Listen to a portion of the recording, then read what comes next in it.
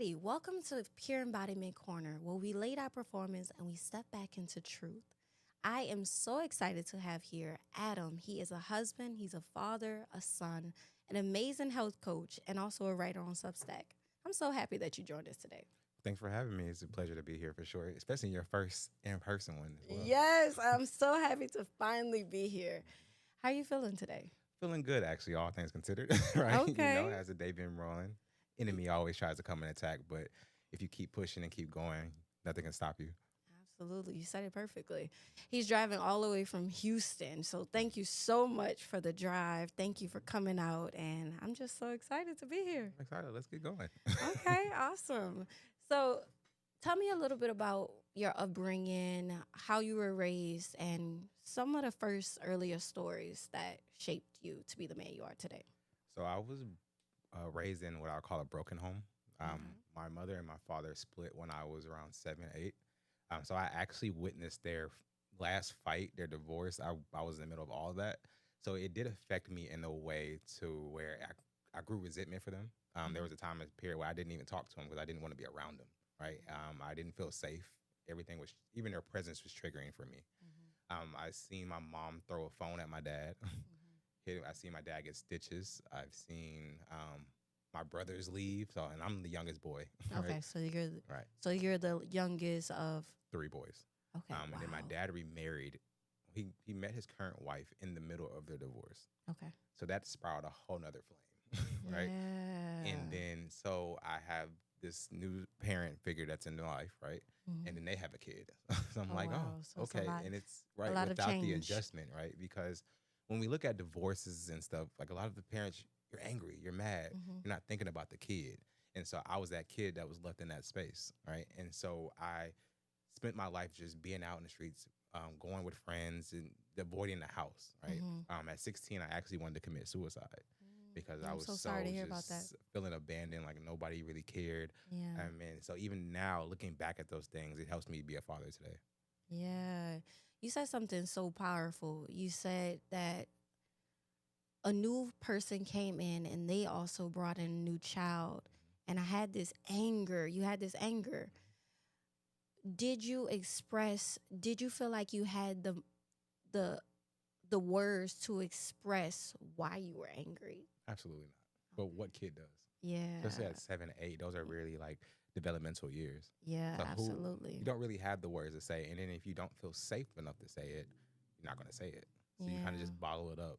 Especially as Yeah. boys, we were taught to like suck it up and keep going. Don't let nobody see Absolutely. you I've cry. heard that Don't let so nobody many see you times. sweat. Like that was the thing. That was the norm. And I hate that because when you I ha- when you don't allow a child to express, they wind up suppressing. Mhm. And then when they suppress, it comes back into other relationships, like with their friends, with their teacher, even sometimes with their homework. Yep. Like you start being angry at the homework for expecting something of Mhm. you because you're holding so much. Right. And a lot of behavior issues too that we see. Yeah. People are like, oh, they're just being bad. It's like, they're doing it for a reason. Right? Yeah. They're So not being seen or something. what was the turning point for you in your childhood where you realized what your broken home, as you say, I can relate so much. What was the turning point where you knew it was a broken home and you wanted to still make it your print in the world, like in the household? Like you knew something had to change. I didn't. Like, honestly, when Yeah. I turned 18, I left. Yep, absolutely. I left. I went to college. I actually did not move back to Houston until about 3 years ago. And so that was over 10 years I left. Yeah, and within those 10 years, let me ask you a question. How was your life? Like, was it like you got to be completely yourself and you immediately was this good person? No, absolutely. Absolutely. So tell me about So, your earlier I was years of when you walking- first moved out. Okay. So I was walking around with anger for years and I couldn't tell you what it was, right? I just thought it was my norm. I actually had friends in like high school. One of my friends, she said, "You're angry." And I was like, "No, I'm not." Like, I'm not Yeah. angry. She was like, "I think you're really angry." Yeah. But when you're in that heat, you're not thinking about it. You don't want to hear that, right? And so I got to college and I'm thinking like, okay, I'm a leaver. It's going to be completely better. I saw myself looking for what I didn't get from my mom and women. Mm. And Absolutely. also partying. I was drinking every weekend. Yep. I can every relate. weekend, Oh like my bottles gosh. on bottles. We were throwing parties. We were everywhere, right? Just doing whatever. I felt free. Like I didn't have anybody to answer to. It was just me. Of course, I stayed out of trouble as much as possible. That was always my forefront: stay out of trouble. Yeah. Have fun, but stay out of trouble. It wasn't until I met my wife. I originally met her in 2011, Hmm. but we started dating in 2015. Okay. And when she actually brought my family, and I told her I don't talk to them, and she was like, Yeah. "We got to fix this." Wow. So when you turned 18, not only did you move away, you didn't speak to your parents. For how long did you not speak to your parents? Uh, it was years. I actually, they would call me, Hmm. um, but sometimes I would come back just to Yeah. like the college kid need to wash my clothes and stuff. But it was no relationship. It was like all So it transactional. wasn't. It wasn't until my son was born actually Oh, that wow. my parents started to like, oh, like we have grandkids now. You just said something pivotal because a lot of people, we think as long as we're talking to them when we need to wash our clothes, that's a relationship. But you realize it was transactional. It Mm-hmm. wasn't actually like, oh, yeah, I'm having a relationship. We're great.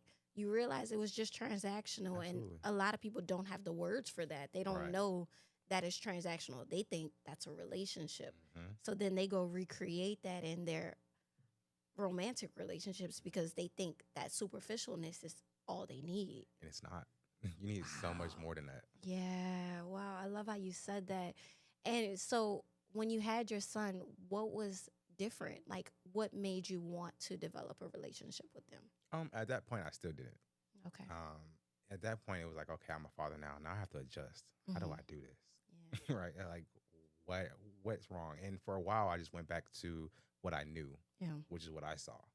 Absolutely. And sometimes what you see isn't the right thing. Yeah. So it took years, even that. Maybe I think what Mason's 8 now. I think it was maybe like 3 or 4. I was like, something's not right. Mhm. And I was like, I have to figure out like why I'm acting the way I'm acting or reacting to things that I shouldn't react to that way. Mhm. And so it just took a lot of like self development and therapy. Once I got in therapy, my therapist was like, "Are you sure you're not gonna have a relationship with your mom?" I was like, "No." And he was just Yeah. like, "Don't God can do things." And I was like, "Uh huh, I hear you." Yeah. And today our relationship is a lot better. I love that. And it's interesting that you said it. You said it when we I always say this to my clients. We don't realize trauma isn't what happened to us. It's us becoming what we went through. And the triggers that affect it. Absolutely. So you said you were drinking and you were just like partying and you were numbing. Was that what you saw growing up? Yeah, absolutely. Yeah. Mhm. Drinking everywhere. Yeah. Every So weekend was like party time. yeah. So you reenact what you saw. Now, around the time did you have your son, did you get sober? Were you able to recognize I have a problem? Maybe I should go lighter or completely at all. So I didn't at first. Okay. I was still drinking. I was still smoking 5 blunts a day. Okay. Like I was like So it was both. I was It was floating. yeah, Right? it was both. And it wasn't for the drinking part of it. It wasn't until one of my homeboys died. It was a guy that I met at Grambling, and he was one of the ones I was drinking with all the time. Like we were partying, and it was a couple years ago actually. Don't know the exact number anymore because it's been a while, but he died from alcohol, like Wow. liver failure and stuff. And So sorry after about that, that. our whole friend group was like, "Nah, Yeah, we like gotta I'm get not doing it." sober. And I barely drink anymore. Like if date night, me and my wife go out, I'll have like a smoked old fashioned. That's it, Yeah. 1 or 2. But that was your wake up call. That was my wake up call. Like Wow. and even I was selling weed at one point because Wow. I didn't have a job. We didn't have Okay. income coming in. I was selling weed. That was like 3 years ago. Oh, And wow. one day I looked at my daughter and I was like, it's not worth This, it. yeah. It's not worth it. But it's funny how our brain goes to we need security. Mm-hmm. We need to look the part. So Mhm. regardless of how we get it, we just need to get it. Right. But see, security can come, like you said, we see it and it's like, okay, I have to go get it. But it's like, security is a good thing. You need it. Yeah, absolutely. But where you getting it from matters. Yeah, it can't be security. It has to be security of your soul as well. Can't just be your money. Yeah, 'Cause it money can't comes and just goes. exactly because I think that's the highest cost we can ever Mhm. get to. If we're just making money any kind of way and not caring about how we're getting it, Mhm. we wind up paying a cost in our mental health, Absolutely. spiritually. Mhm. We just it comes at a Yeah. cost. And when you die, you can't take it with you. Absolutely. So I'm you did so all that glad work for that no you said reason. that. I'm so glad that you said that.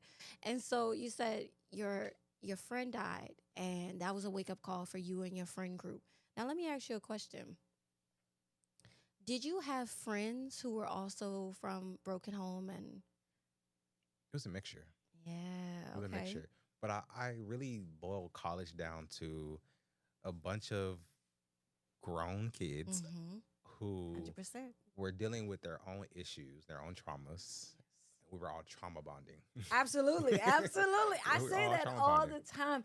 I feel like college was where you experimented with being an adult, but also Mhm. being an alcoholic. Yeah. Because the access to alcohol was so Hmm. widely spread and Oh, we had it on it was the campus. norm. Hmm. Yeah. And if you were a college student who said, "Oh yeah, I'm not gonna drink tonight," they're looking at you like, "What's wrong with you?" Like, Hmm.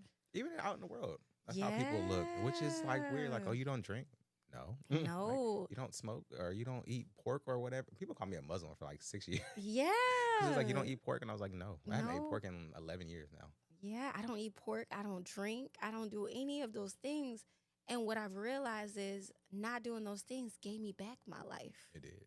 Because Hmm. that's what I was leading you to. Like, after you stopped drinking, did you realize the clarity in your mind? Oh, Like, absolutely. Even with the pork, I felt my energy rise. With the yeah, alcohol, I had a liquor cabinet. It would felt like at a liquor store. yeah. And not having it, I open that cabinet and I'm like, oh, there's nothing in here. And just like not reaching for it, not trying to go get it just because it's a random Saturday or random Sunday and football's on, Yeah. and just kind of just doing other things, I definitely could see it inputting my life better. Yeah. And so so you went to college. Where did you go to Oh, college? Grambling State. Grambling. The Grambling State, by the way. Okay. I went to Southern, so Oh, careful. boo. Yeah, careful. Why am I on this podcast? Okay, so you went to Grambling and Mhm. immediately you graduated. Where Mhm. did you go after you graduated? I actually went to Columbia, South Carolina, where I started my IT career at a Department of Mental Health. Okay, okay. Now, so you got your degree and you went into IT tech. Tell me about that. How was your So experience? when I got into tech, honestly, when I went to Grambling, I started off as a marketing major, and then but I've always liked technology. Okay. And so I was like, you know what? After my first semester, I said, let me go to IT. That's where the money is. I want to make like 100K. Like I just want to do these Mm, things, right? And so when I first got out of college, I didn't find a job like the first year, absolutely. and that post college depression hit. Mhm. Cause it's like I'm I can seeing relate. people getting all these like job offers, getting bonuses, and I'm over here still in the same city. Mhm. Like, Yep. what's happening? Yep. That and happened to me it, too. That and it happened. sucks because you don't realize you're just mad, but you don't realize it. And I think it's funny because the whole time I was in college, something kept pulling me towards psychology, Yeah. but I kept ignoring it because I was Wow. like, why am I going to go to psychology and start over? Mhm. And so for my first job to be the Department of Mental Health was like kind of Yeah, full it circle. was full circle. And so I did that for a year, and then I left there and I moved to Atlanta. And Okay. I lived in Atlanta for 6 years. My wife is actually from Atlanta, Okay. and so she graduated a year after me, and she wanted to start her teaching career there. Okay. And so I was like, okay, I'll come there. And I started working at the city of Atlanta. Mhm. And so between those, IT was fun. Like I was like, okay, I'm gonna get up the ranks. I'm gonna make the money. Mhm. I've been in it for 10 years, and I finally hit 100K like at year 8 or 7. Mhm. And I said, what now? Yeah. And it feels so empty. Let me ask you a question. Did you have a thought of why did they lie? Who? Like other people who've made the 100K and said their life is so great and they were so happy. Did you ever Mm, have that feeling of like, At that this point, ain't it? yeah, at that point, I didn't really hear that much. I just knew that's where I Yeah. wanted to be. Ah. Which brings me to what did the 100K actually stand for in your like why did you want to make 100K? Looking back, nothing. I just wanted to make the Mm. money. I just wanted to have the money so I can go buy the things and go travel the world. I still want to travel. Absolutely. Don't get me wrong, but like I was just buying the things. Like I had all the new shoes. I had I had nice cars, house. Like I was trying to live the life. Yeah, you're trying to live the life. For me, it was the same. I thought the more money I had made, the more The happier. security and happier I would Hmm. be. And I thought I would, once I looked the part, I would be the part. Hmm. I was a broken kid with money. Yes. That's And really I what it had was. all of these responsibilities, or people think it's responsibilities, but they were so boring. Like, Hmm. I'm working this job, I'm making all of this money, and I should be happy, but I felt so empty. Hmm. And I don't know if you could Listen, relate oh, to I that. can. I definitely can. When I hit it, Yeah. and I caught myself. Well, the first time I wasn't at 100K yet. Hmm. I was working with this small consulting company, so I was traveling and helping like different municipalities install softwares and stuff. So I was enjoying it because I was getting all Yeah. kind of flight benefits, all kind of hotel Absolutely. It benefits, comes with benefits, comes and with I perks. had a I had a trip. I had a trip, and one day God said, "Leave your job." So I said, "Huh?" So I Ooh. text my wife. I said, "I think I'm gonna leave my job." She was like, "No, wait till after the trip." And I'm just like, I'm with you. We diamond status and stuff. Like, I'm with you. But I was like, okay, I'll wait. Yeah. That voice kept knocking me. Yep. It turned from a whisper to a yell to a brick. Yes, And literally. it was like, quit. And that day I Yeah. said, I'm out. And did anything happen at the job like No, that was wrong? no, I just did not feel, I felt empty. Like I feel like I wasn't supposed to be Yeah. there. Like I was wasting my time. Yep. And so then I went through this whole like 18 months, Yeah. no income. Yeah. That was hard. It was hard, but I learned a lot. exactly. I learned a lot. You I learned a lot. learned a lot, and I also feel like, so I did a similar thing. I was working corporate, did it for about 3 years, Mhm, and all of a sudden I started to realize I think there's a better way to doing this, mhm. and this ain't it. Right. And then it was God basically saying, leave, there's more. Mhm. And for I got you. me, yeah. And I was like, okay, all right. Like, let's do But I it. was also being kind of like in a situation where micromanaging was happening. I've always been extremely good at my job. Right. And so with that being said, everybody wants to still be on you because that's their role. They They're in feel like they character. have to be. When I was like, Exactly. your employees get more work done when they're not worried about you. Absolutely. And so when he said leave, I was like, all right, cool. I ain't got nobody going to be breathing on my neck. Mhm. But what I didn't know was that that was going to be, everybody was going to see me as a failure. Right. And I started to see myself as a failure. Yeah, so you got to be careful who you talk to, Yeah. especially when you're going through that. Because that first time he told me to leave, I left, and he said, "Now go read Job." Like, I said, Ooh. "Whoa, whoa, wait, Ooh. what?" So I'm going through Job. I'm like, "Are you sure?" like, hold on. I know it comes back, but I gotta go through this part first. Yeah. And he was like, "Yeah." And it was 18 months, and I ended up getting another job, Yeah. 100K. Wow. The whole time I was sitting there, the 18 months, I said, "Man, if I just get a contract job and I Wow. make 100K," I kept saying, I said, "I need 1 year at 100K," and I finally got it. So it's so funny how God repositioned you. Mhm. He essentially was like, and was this all in Atlanta? No, Okay, so Atlanta so and actually, then those were remote jobs. So I've been remote remote before jobs. COVID, Okay, where I awesome. was. And then when I got that job, and I was like, okay, I finally made it. Yeah. I'm like, okay, God, this really ain't it, Yeah. right? And so I'm going through it. He said, "Now leave." Yeah. Like I gave it to you and showed you that you can have it and still not Feel- feel fulfilled, yeah. right? And so like now podcasting and speaking and just talking to people, Yeah. I- But it was, fulfilling. but I want to take you, I want to ask you something. So when you didn't have the 100K in between those 18 months, how was your mental health then? Like, tell me about those days. Tell It me was about what you rocky. did. It was rocky, but Yeah. it was also very developmental. Yes, tell me about the development. During that time, I got baptized. Okay. I Okay. took a faith trip to Atlanta for a conference, Okay. which turned out to be one of the biggest blessings. Yeah. I lost my mind a couple times because there's a lot of tears. There was a lot of like, my kids were coming home from school and the lights were out. Yeah. Water wasn't turned on. I'm like scrapping money together before they get home to pay it. So that way, by the time they get Yes. home, they can just feel normal, right? Yeah. There's nights I didn't eat because I made sure my kids ate. Yeah. Right. Wow. There were nights where I just kind of was like I didn't know what to do. Yeah. Right. And my wife was still working for a while. God told her to leave too. And then people don't realize that when this happened, you're like, you can't listen to the logic because Yeah. there's something pulling you Mhm, that's having you step out on faith. mhm. And in that time, it happened to me twice now, and twice for you as well. Yep. And when you have to step out on faith, you don't have all the money. But you know what I've realized? The money that came from those jobs, they weren't actually the money that was for you. Mm-mm. It was kind of just like you were in a job and they gave you all of these things. They gave you a house, they gave you lights, they gave you food. But until you realize how you make your money is what you actually should build upon, you're building on quicksand. Yeah. You should really build upon yourself, Yes. and everything else will come to you. And also build on God, build Mhm. with him. Because I feel like the ultimate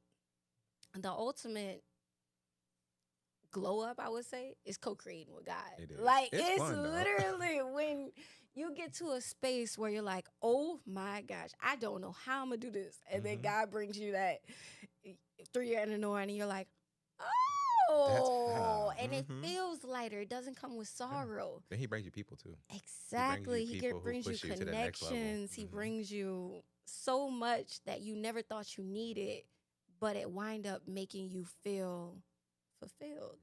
And sometimes he'll tell you where you're going well before you get there. Oh, absolutely. I was Oh, told to start a absolutely. podcast, and I'm just like, okay, why am I starting a podcast? Like, who wants to hear me talk, right? Yeah. And I was like, okay, I'm visioning it. Like, I'm gonna be in a studio. I'm gonna have a team. Like, it's Mhm. gonna be great. I'm about to be rich, right?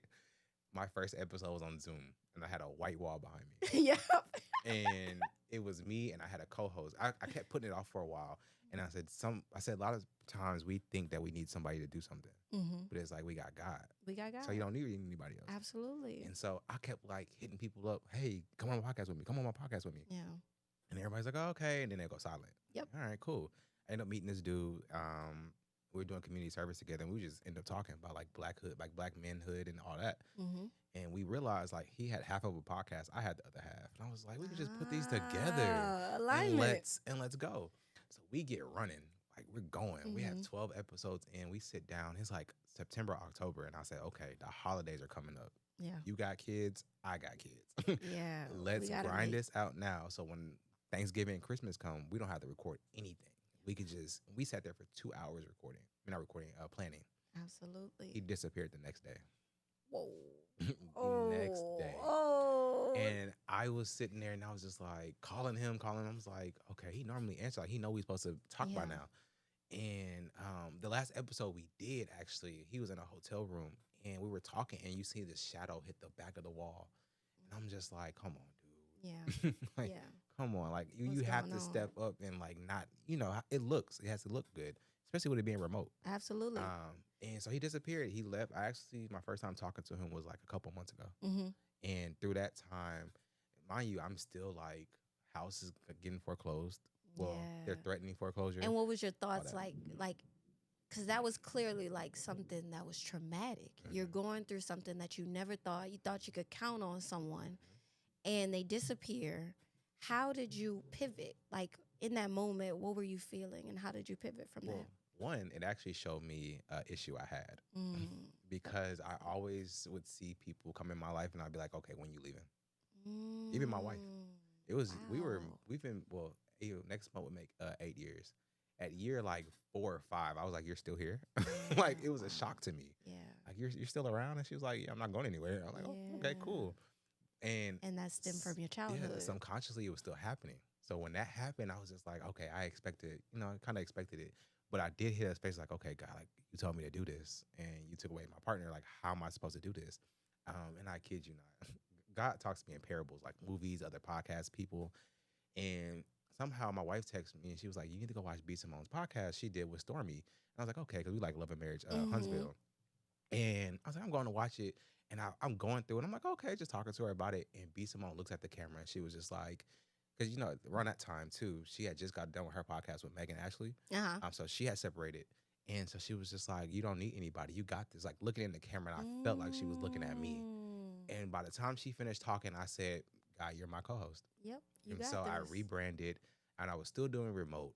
Didn't really like it. I was like, come on, God, like something has to pop, right? Like I get letters from the mortgage company, like, oh, we're about to foreclose. I'm getting debt callers like, hey, you need to pay this. And I'm like, I can't. Like, I wish I Yeah. could, but I can't. Yeah. And so but I'm still pushing out episodes. I'm still meeting people. Talia was on one of them.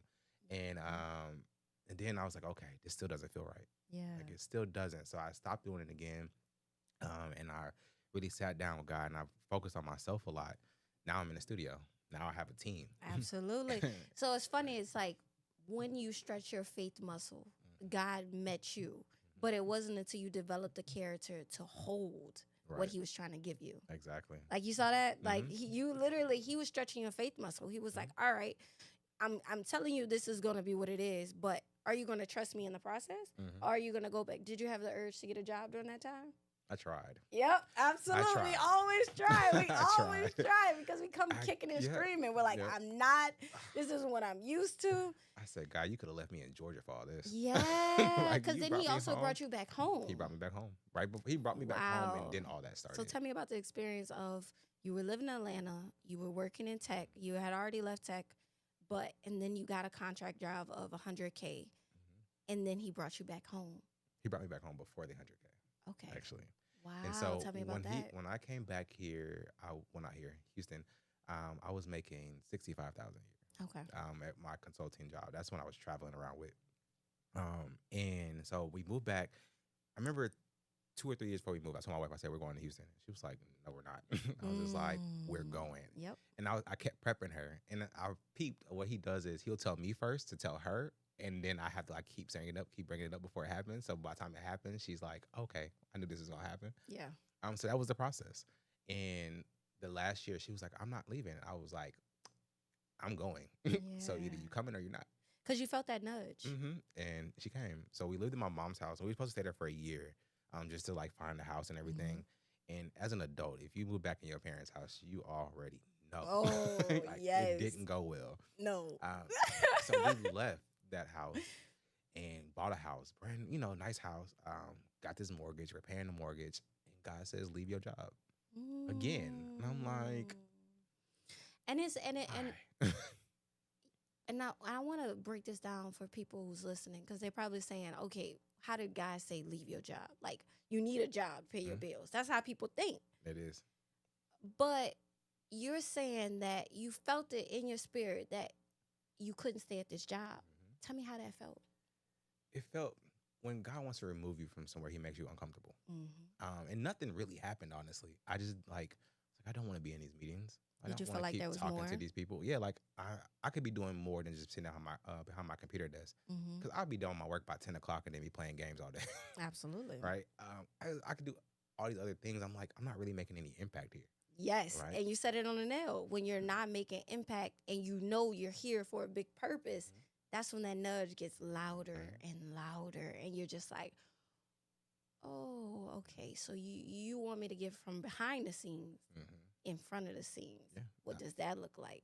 When I made this joke yesterday when we were recording my show, my guest, he didn't know I was in the room when he first came in. And I was like, yeah, I said, I used to go by Batman because nobody could hear me come in the room, or I'll just be in the room and nobody knew I was there. I just love to be in the background. Yeah. But now it's like, you got to come to the front. You got to Like, come to the front. huh? Yeah. I gotta be where? But it just felt uncomfortable. And then when I left, it was like, okay. But mind you, this is like my first time really like sitting with him and saying like, all right, what do you have for me? Yeah. Now let me ask you a question. Have you been, when things happen to you, have you been portrayed a lot in your life? Oh, absolutely. Tell me about an instance where you were portrayed and you didn't think you would make it through. I'll go back to childhood. Just like the abandonment and stuff. It felt like betrayal. Like I used to tell God all the time, like, man, I used to say all the time, honestly, just I used to see as a kid, like especially like high school, I was doing sports, football, and I'm seeing my friends' parents pull up every game. Senior night, they're on the field with them. I'm on the field by myself. But I look back and I see when I was my son's age, going to my brother's games, every game. Exactly. So I saw that and I expected that. Yeah. So I felt betrayed. I felt like, okay, y'all don't care about me. Yeah. Like I don't even need to be part of this family. So I always say like, I got the worst family in the world. Like I hate them. Yep. But I asked that question because what I've come to realize coming back home, so God also brought me back home, all of the betrayal I went through, I still didn't change in my heart. I didn't do the same thing that was being done to me. I remained pure. And when I remained pure, I was able to navigate different things that other people would have died. But I leaned on, no, I'm not going to do the same thing that's being done to me. Right. And I feel like I asked that because I feel like that's the people that God uses for Mhm. impact. There's And he always one in the seeks, family. exactly, he There's a seeks black sheep those, somewhere in the family. yeah. And he seeks those people with good hearts. Hmm. And it's so the reason why you can't be in the background because he's like, no, it's your heart that I want to put on display. I need Hmm. more people like you Hmm. know? But it isn't until you step into what he calls you to do, and you have to step into a It's job. hard to You say have to yes. step away from the job to say yes to God because Sometimes. we either serve man or we serve God. Hmm. And a lot of people don't realize there's a fine line. But it's to teach you to rely on him. It's Exactly. to teach you to rely on him. There was a time, and you asked me like, how did it feel? It's like I just knew it. Like something just I can always feel things, right? And so I just knew it was time to go. Like I told Absolutely. the people when my daughter was my wife was pregnant with my daughter, I told them at 3 months that she was a girl. Yep. And everybody looked at me like, huh? How did you know that? How Like did I was you just know like, that? I feel it. Like she's a girl. The day she was born, I told my wife, I said, we need to prepare because she's gonna be born tonight, and she was born that night. Like Wow. I just know, I just feel it. Yeah. And even when that instance where I did try to go back and find a job, I was putting in applications. I was going. I was like, I'm gonna Yeah, get I me a did the job. same. I did the And I same. kid you not, I heard right in this ear right here it said, "Stop applying." Yeah. And I just closed the computer. I said, "Dang it!" Dang it. I'm trying to survive here. Trying You to know, I make it got all happen. these voices in my head Mhm. saying, how dare you not work? So for me, I don't know about you, but I started working at age 14. I was like 15. Yeah, so 14 all the way up until age 29, I was Miss Worker Bee. I always had a job. Anybody needed something extra, I got them because I was always working, if not one job, but two jobs. Right. And so when God told me to quit a job and I had an apartment, I had a car, I was like, ain't no way. Who gonna take care of me? These people don't like me like that. Exactly. Exactly. I had a brand new mortgage when he said it, and I was like, God, you tripping. Yeah. But in that moment was how I learned interdependency and I learned intimacy with God. I learned that there are things, and I'm not saying this makes people shy away from responsibilities. Right. No. When you're building something, it's okay to not have all the things you need Absolutely. because God will provide you with what you need for what He wants you to build. Oh, yeah. And to your point, I just had talked about this yesterday. A lot of us, even me, when I first started, I wanted the things. I was supposed to have this. I was supposed to have that. I was spending money on cameras and stuff, and I was like, I really didn't need all this. No, You you don't. You didn't. really don't. Even with my guest yesterday, he told me he was like, man, I make a lot of money, and he said this is all I do. He said I don't have a Yeah. website. I don't have none of this stuff. And he was like, you don't need all of it. But I want to ask you if, well, even talking to him, you know, he didn't start off that way. Oh no. It was a building. Mm-hmm. And I think that's what I kind of want to get into. A lot of people think that when you decide to be an entrepreneur, it's just like this quick. No, absolutely You make 10K months. not. Mm-hmm. No. And I say, building a business, you really start at the point where you think I'm gonna start a business. Yes. That's when your business starts because you're Yes. starting to build it at that point. Absolutely. And you got to get to these phases. There's steps. You got to get to the end of that corner and turn that corner to see what's next Absolutely. because you don't really know what's next. You're learning. Yeah. And so, like people are like, go get an LLC, go get all this. Mm-hmm. You can make all this money. It's like, you got to market. Mm-hmm. You got to build yourself up to And you handle also have it. to have the confidence The to confidence. step into those Exactly. things that you need for your business. And you got to want something. You got to have something people want to spend money on. Yeah.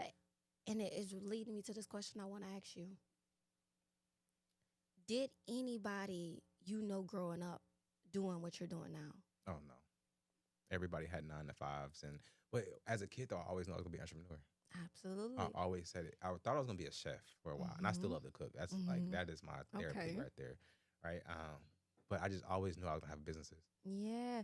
But that was something you had in the back of your head. Like you knew you were going to do that. But some people, they think the 9 to 5 is just all that they have. And I knew growing up, the 9 to 5 was all that I saw. So I expected. So graduated college, I got the 9 to 5.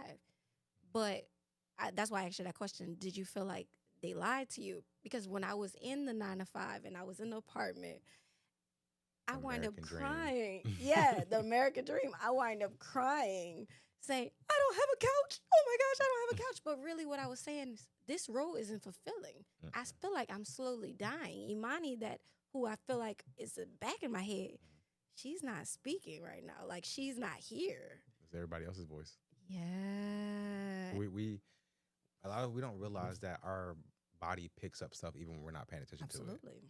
If you're in a room, your subconscious caught everything in that room. Absolutely. You may not have caught it, like your conscious may have caught it, but your subconscious sees it. Your ears hear it, and your body's processing it every time, every second. Yeah, absolutely. And so I have to link this for you. Why do you think you got into tech from your childhood? Like, what drew you to tech? I would say the money, really. Okay. But I've always liked computers. They always like Mhm. interest me. Game systems, like just technologies, always interest me. I wanted the like latest and greatest all the time. Right? I was getting new iPhones every month, Absolutely. every year. And even now, I'm like, all right, 3-4 years before I get another one, because you don't need it, right? Mm-mm, you don't But need it was just that and just the pursuit of money. Like I Yep, wanted money because absolutely. as a kid, like I would ask my parents for stuff and it would be like, oh, I don't have it. There you go. And that's what I want to bring you. Mhm. A lot of us don't realize that we think money is our security, but it's actually what can slowly kill us. If God said He won't give you too much, that will crush your spirit. And when we shoot up from 18, maybe like 23, how old were you when you started your first tech job? 23. 23. Mhm. 23, we making all of this money, but we don't even know What to do with who it. we actually are at that point. Don't know what to do with it, who we are. No, I got money. Yeah, and a lot of people don't realize that. I'm not saying, oh, okay, don't get a job, right outside of college, but what I'm saying is it's okay for humble beginnings until you figure out who you truly are. And I think that to be taught in schools, because a lot of us, we get out of high school and we go straight to college, but we don't even have a full plan of, Mm-mm. for me, I stepped into nursing. I didn't want to deal with blood. Like, that's not me at all. It just sounded good. It sounded good. It's something I said when I was 5 years old. Mm. And it wasn't until I gave myself permission to explore what do I naturally want to solve that I stepped into psychology. Because as a child, I always wanted to know the why. I always was like, why did this happen? Like, why did he react this way? Why did she react this way? And it led me to psychology, but it wasn't until I gave myself permission to say nursing wasn't for me. Right. So did you have any moments like that with tech where you realized tech was strictly for the money and not actually for your soul? During my last contract, actually, Tell me about it. we were having like 4 meetings a week. And Mhm. I would get in these meetings and we'd be talking about the same thing. Mhm. And I'm just like, why is this not solved already? Like, the answer is simple. Yeah. And I was sitting there and I was just like, I'm only doing this for the money. Like, Yeah. I'd rather be building my business right now. Yep. Like, I'd rather be networking, finding a podcast guest. Like, that time I was still remote. And I was like, I'd rather just be doing all these other things than do this. Because ultimately what you were saying is you rather connection. Mm-hmm. You rather serve people individually instead of serving through a computer technology program that doesn't say your name. When you die, if you was to live with this technology, will it say, oh, he impacted? Right. They won't. It won't. The only thing my name is on is my notes that are in the system. Exactly. In exactly. the next year, probably even now, they're not looking at that stuff. Yeah. I was And just a so, contractor they paid. exactly. And so when you come to this conclusion of this isn't it, like I need to pivot. And so now you're a health coach. Mhm.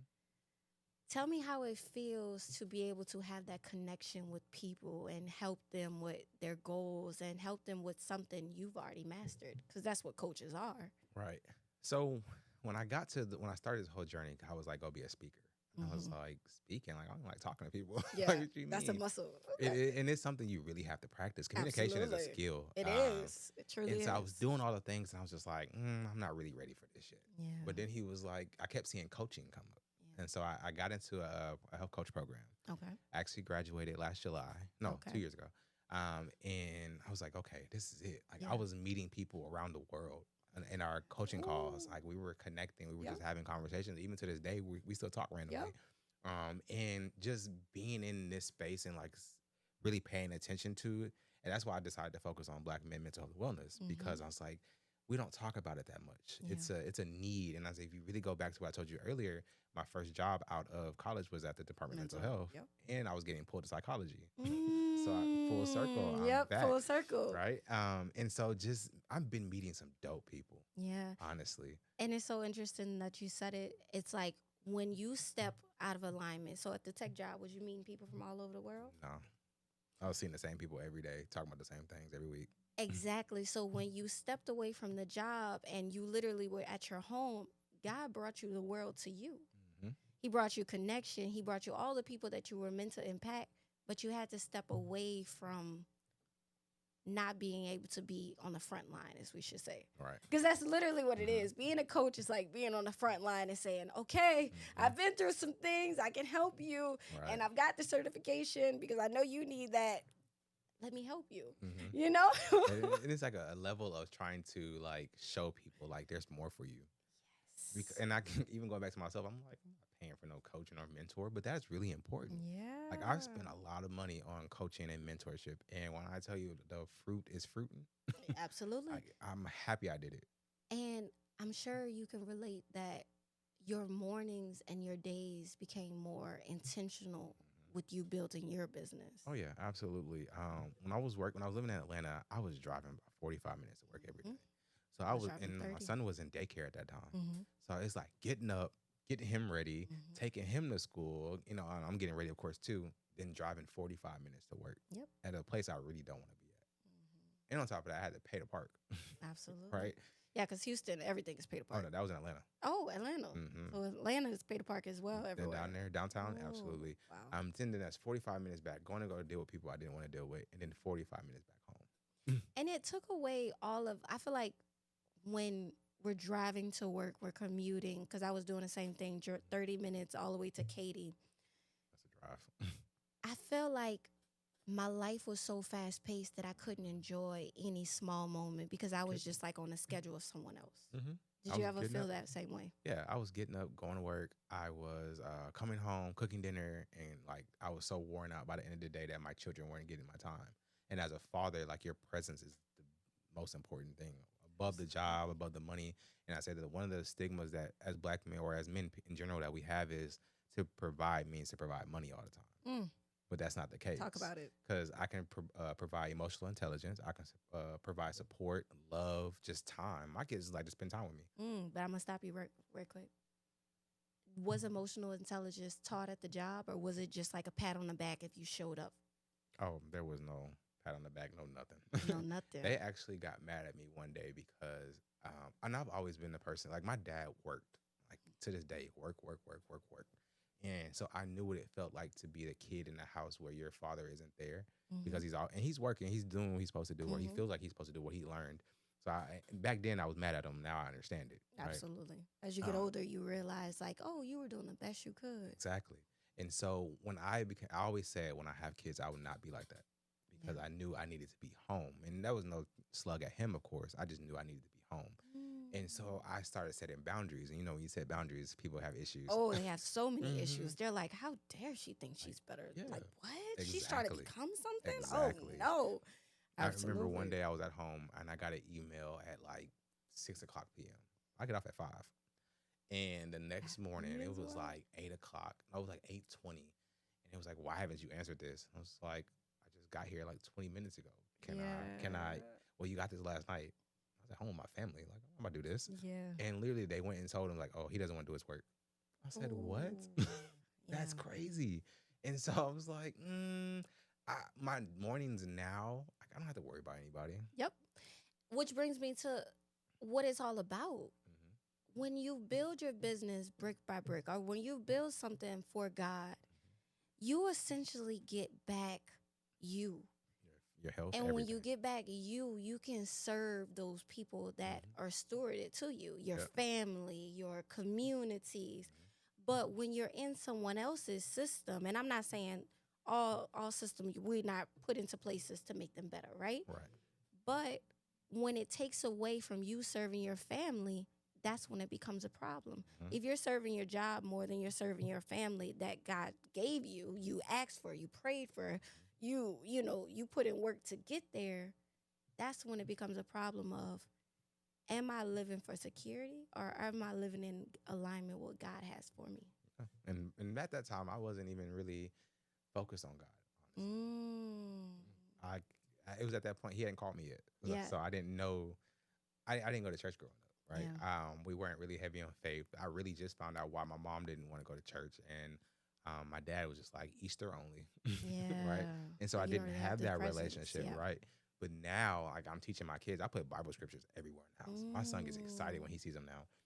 And every morning at 4:30 in the morning, I'm up. Like I take my dogs outside and I sit out there, and it's so quiet. Yep. All I hear is birds chirping or whatever is going on, and I'm just talking to him like, all right, like it's me and you right now. What's But up? you had to build that relationship Mhm. because I know coming from not going to church and to stepping into church, there was a disconnect. So what made you want to go to church? I was actually watching, like I said, God talks to me in parables, right? Mm-hmm. And so when he wants me to watch a movie, he'll continue to put it in my face. And I'm like, I keep seeing that, and then my interest gets peaked. So this one was The Pursuit of Happiness Okay, I love that movie. while I was going through my Job season, right? Wow. Okay. And so I'm watching, I was just like, God, I really don't care for this movie. Like, I've seen it before. So he's like, watch it. All right, cool. Turned it on, and I'm watching him go through it, and I'm like, I'm relating to this so much more now. And I get to the part where he's in church, and he's you can see the hope hit him. He starts crying and stuff. I just start bawling. I start Yeah. crying. I'm like, I don't even cry, God. But I later learned like crying is actually healthy for you. Yeah, Because when you absolutely. cry, you're releasing stress suppressed. hormones. Yep. And so there's stress hormones in your tears, actually. And so I walked out the room. I told my wife, I said, we're going to church. She looked at me like, huh? I've been trying to get you to church for years. Like, what? It was a movie. Mhm. Wow. And so we started going, and it was just, that was building the faith. I serve heavy now. Mm-hmm. I'm on a sabbatical right now, though, but it's that's important too. Take a break. Yeah. Even when you're serving. Absolutely. And it just grew. There was times where I would get up, and 4 o'clock in the morning, I would get up and just go to the gym, right? But I will be on my phone in the sauna reading the Bible and stuff. That's how it started. And then I was like, okay, am I really just doing this because I'm trying to build the relationship, or I'm doing this to check a box? Oh, checklist. And Absolutely. so I was checking 2 boxes by 6 a.m. every morning. And I think a lot of people have that story of they think going to church on Sunday and reading the Bible for Bible study is enough. Mm-mm. But it's not until you look for him in the everyday, in the little moments, that you can start building that intimacy. Romans 12:2 says, renew your mind every day. Yes. Daily. I kind of want to bring it back for a second. You didn't feel a need until he sat you down. Mm-hmm. Until you were in a Job season, until he took everything away, was when you finally went to him. Mm-hmm. So imagine, I have this letter is, we are not created. We are not imagined. We are created. Absolutely. So God literally created us for such a time as this. And he goes, and I said this with a friend one time. He says, when you go in the world, don't forget me. But Right. then somehow when we get in the world, we forget him. Oh, yeah. And so then literally he has to sit us down. And Mhm. when he sits us down, Isolates you. we finally say, okay, what is it that you want? Mm-hmm. And in that taking moment, stuff from you. yeah, People when too. he starts taking, and I think a lot of people don't realize the burnout is telling you something. Mm-hmm. Because when you were in tech, I'm sure you were like, okay, this ain't it. Mm-hmm. I What was burnt out. is? And I'm sure in the back of your head, you were like, I think I need to lean into something else. Mm-hmm. I said, there's something else for me. Yeah. I don't know what it is, but there's something else for me. Yeah. And that's where I got led to. And I'm still there. But I have love that way so more much. fun now than I did working in tech. Absolutely. But I can still use my tech skill to incorporate what I'm doing too. Absolutely, which I'm bringing it there.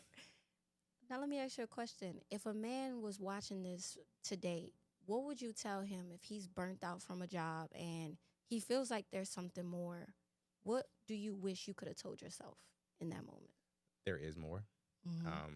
You're not tripping. Like, you're not confused. Like, you're not delusional. Like, there is more. If you're unsatisfied with where you are, that means it's time for you to move. If Mm, you're supposed to stay there, it'd be comfortable for you, but absolutely. it's not. You know, there's more for yourself. Take time for yourself, Mm, heal yourself, really get deep into those wounds, and really just self care. yeah. Right? We look at our way of life and say like, okay, you know, we as color, we don't do that. They do that. Like Yeah. that's their stuff. We don't do that. And I'm Yeah. like, enjoy the world in So you all would aspects. say prioritize you for Prioritize you once. for sure. Because I feel like a lot of us, we never prioritize Mm-mm. us. We're always working for other people and we're working to look the part, but internally we're dying. That's for parents too. But I got to bring you, oh, absolutely. It's all people. Like Hmm. we all are, we get so busy trying to build a life that we never Hmm. prioritize we're in the life as well. Like the Yeah. life centers around what how we treat ourselves. Hmm. I always tell my client is how you treat yourself is how you teach others how to love yourself. Absolutely. How to love you. You set the standard for your life. Exactly. And so I gotta bring it here though, because a lot of men they would say, okay, yeah, you're saying listen, but then shame comes up. So how would what advice would you tell them if shame came up with them feeling like they need to quit their job? Let the emotion ride. Mm, I think a lot of times as men, especially like us in like 30 plus, right? We're all taught suck it up, like just keep going no matter mhm. what. Like you can't have emotions, you can't be human. Like, you know, just do it, be a robot. But feel it because you're feeling it for a reason. Absolutely. And it's not gonna go away until you process it. Because it doesn't get easier, but you get better at it. But you have to get it has become a norm.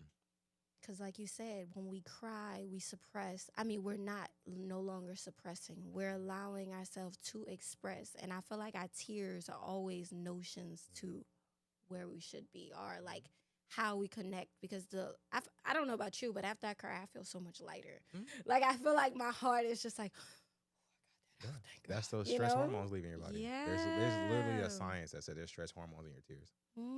I love that. I love And so that. you're releasing it, right? And then you feel lighter. You're like, okay. But Yep. you just have to listen, look for the signs because there are signs. Yeah. And it could be the littlest thing. It could be a conversation. It could be something you watched. But Absolutely. you really have to just be in tune with yourself. So it really starts with like building yourself up Yep. and learning to sit in silence. Yeah, for me it was discipline. So when I gave up alcohol, then I finally realized where my time was going. And when I realized where my time was going, I could now schedule it for the things that I wanted to become. But it wasn't until I said, okay, I hate my life. What do I like about myself? What do I like? Hmm. So that I could build upon that. And then that's when God was like, oh, she getting it, y'all. She You gotta getting try it. new She hobbies too to getting it. open your mind. Yeah, she Hmm. getting it. And so when you allow yourself to feel, as you say, the Hmm. emotions to rise up, truth comes about. Yeah, because you're able to process it. Exactly. Which brings me to this last thing. You left tech, but now you are surrounded by tech and you have Right. this opportunity to be a coach. Have you have you ever thought about this tech world wasn't actually the problem? Hmm. I think there's layers to tech. Mm-hmm. Um, Talk but about it. because it's tech like this, Mm-hmm. but there's like projects and like security and like all these different avenues. And so I was doing projects. I Mm-hmm. was always on projects, doing the same work over and over and over. And there was a season where I was Ubering, and Mm-hmm. I met a guy. I picked him up. He was actually from Canada, but his job would make him come to Houston for a job, and he was in tech. So Okay. we had like a 45-minute ride, and we talked about like the issues with tech and like the hiring process and stuff now and how hard it is. Like I had somebody tell me it was like applying for a job is an 8-hour job. Like you have to do it all day, every day, and Mm. spend at least an hour on each application. I said absolutely not. Yeah, no. And he told me he's like, yeah, what your experience is normal. I said Yeah. that's crazy. Wow. So now you realize the contrast, Hmm. and your lives are like you was telling me the other day. You can go outside and be with your dogs in nature. Hmm. In Hmm. tech, you didn't prioritize that. You Yep. couldn't do that. It was up and go. And so when you left security, you allowed yourself to be, Hmm. and then you got aligned with who you actually were supposed to be all along. Yeah. Tell me about that. Now my days consist of me. Like I said, 4:30 in the morning, I'm up. I go outside with my dogs and I just sit there for about 45 minutes. And I go in there, I make me and my wife our coffee. I wake her up and say, okay, it's time to read the Bible, time to study. And how that happened was crazy. I got up by myself one morning and I was writing and I heard something say, go wake her up. And I was like, Ooh. oh, okay. So I walked Mhm. in there, I said, God said, get up. And she looked at me like, huh? And I said, God said, get up. And from that day, though, she laughed it off and she was like, okay. And every morning she's been getting up with me. Yeah. And so our days start, and that's before the kids get up. Absolutely. Wow, I love that. Because you essentially listen to the nudge. Mm-hmm. And I'm sure reading the Bible in the morning, I read the Bible every morning as well. It gives me back so much. Like it grounds me in the Mm-hmm. morning. When I start with a word, and it's kind of funny, God be sending me words that I need for that day. But it wasn't until I started stretching that faith muscle of like and hearing from him that I actually know, oh, he's preparing me for something. Something's happening. Something's happening. So I'm in my word, that's essentially his evidence of something's about to happen. I want to prepare you for it because you're my daughter. Read this. Right. You know? Isn't it so beautiful? But when we're in these worlds where we're not supposed to be, it quiets God's voice. It doesn't quiet his voice. It's just because he probably be yelling. Everything he doesn't yell. He doesn't fight. Okay. He's not the one that's going to sit in the back and say, "I'm right here." Yeah. He's going to talk to you, but if your surrounding is too loud, you're not going to hear him. It's like going to like I say I hate going to like brunch spots and stuff now because the music be so loud you can't even have a conversation. Like that's literally the world. Yeah. And so you have to have that quiet time, that peace. Because like I told you the other day, I remember I told you I said, man, like it started early this morning, but I said, nope, I'm not going to let it anger me. I'm about to just go do my morning routine with God. And when I came back to it, I was able to solve it. And there it is. That's such a, people think that's a little win, but that's actually a big win. Yeah, it's because what I realize is the world, a lot of us aren't in solution based because we're so busy sitting in the problem and the problem is normalized. And so being able to go to God or go outside and figuring out the solution, that's a huge win.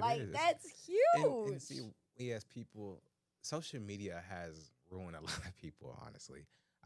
And it really depends. It's like anything, how you use it, right? But a lot of people want like the big wins because that's what they see online. Absolutely. But sometimes it's those little things that build your faith a lot more than the big things. Absolutely. I used to teach my clients this, a victory list. Write down all of the little wins, or like maybe 10, because you'll be writing for 8 days, right? Keep going. Write down some little wins and then get back on the phone and call. Because you're essentially rehearsing, if I could do that, I can do this. Absolutely. You know, and I think when we get into that headspace of, and that's alignment, when we get into that headspace of we're winning already, what's more out there? Right. Because there's always more. There's more until you hit the dirt. Absolutely. There's more until you hit the dirt. So thank you so much. Thank you for sharing with us your story. Thank you for sharing about your childhood. And it's just truly remarkable how a once suppressed child now can speak. Right. You know, like, do you realize how remarkable that is? A lot of people stay stuck in my words don't matter. I don't deserve to speak. But you took it and you listened to God and he showed you what was inside of you all along. Because it's already in you. Everything you need is inside you. You don't have to buy a camera. You don't have to buy a new phone, screens, whatever. Whatever you need is already inside of you. And you have to use what you have. Absolutely. Right? And there was a time where, like, I was like, how am I supposed to do this, God? Like, how am I supposed to do this? And he went back to the parable things. He had me watch the boy who harnessed the wind. And after I watched it, I said, bet. Yeah. And it's been going ever since. Absolutely. But that's alignment. That's literally being led by something, by God. And that's bigger than you because he sees the bigger picture. Right. I always tell people he is the beginning and the end. Alpha and Omega. And he is literally, life is one big test, but he's the cheat sheet. So when you look to him, he will literally tell you, hey, go left. Don't go right today. Go left. You're going to feel something. But it's not until you get in alignment with his will is he able to speak. But you also have to look at past your life to see like the past and see where he might have stepped in. Absolutely. There was times, even here in New Orleans, like I would buy you classic. I was gone. Like 13 hand grenades. Like I was drinking, right? And I remember one night I was with some friends and I said, something said, get off Bourbon Street. Mm. And they were like, I said, let's go, guys. And it's like, oh, no, no, we're good. And I was like, no, let's go. Mm. And everybody's like, okay, let's go. Started walking, found some other people we knew. You know, everybody wants to stop and start talking again. And I was Mm-hmm. just like, y'all, let's go. Nobody listened. So I was like, all right, I'm gone. Yep. I feel it. I'm gone. And as soon as I stepped my foot off, pop, pop, pop, pop, I said, yep. Wow. And that's God's voice. That's God's protection. Like Even when you don't saying know he's there. exactly. And that's what I was gonna bring it to. He always has your hand in your life. You just gotta look for the evidence. I love how you said that, looking back, because I find myself sometimes, when God brought me home, I was like, all right, I don't want to be here. I don't want to be here. There's no evidence here. Then I had to look back in past seasons, living in Costa Rica, living in Houston. Did he ever fail me? No. Did he ever leave me and would be like, you know what? I'm going to have you as a homeless person with no food. No. He even take care of the homeless. Exactly. So I will never leave nor therefore, forsaken you. why am I not amping myself, being expectant for the win? You have to expect it. Yes, absolutely. Yes, And you're right. I think that's the biggest thing. That's the biggest takeaway. Living in alignment with God is scary. Very. Can we be Very, real? very. Can we be real? Very. But the payout is peace. It is. Because I made a post about this on Threads the other day, and I said, because then that whole situation happened, I went to study in, and what God showed me that day was, just because you pray for something to go away doesn't mean it's gonna go away. Mhm. He And gonna how you part the know- Red Sea. He didn't say it's not gonna be shaky But- waters. Even in the Red Sea, He was there. Yep.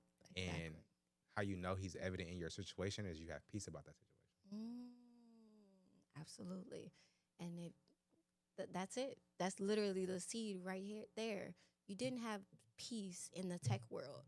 But the minute you stepped outside of that boat, it wasn't easy, but you got to develop your character for your next move. Mhm. And it's okay to build brick by brick, because when the house is built, it's built on steady, Exactly. stable foundation. Exactly. It's built on God. It can't just like be quicksand and it goes away. It's built because you built it and God built it brick by brick. By brick, So thank still you building. so much. Thank you so much for sharing that story with us. Thank you for all of.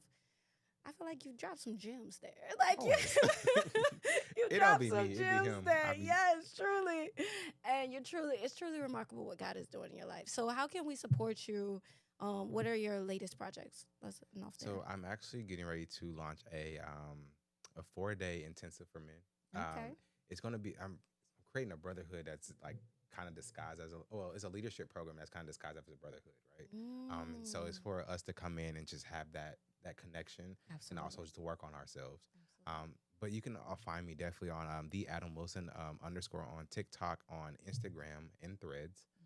My Substack article is Rise Inner King, because that's my platform, is the Inner King Initiative, and my podcast as well. Absolutely. Well, thank you so much for sharing that.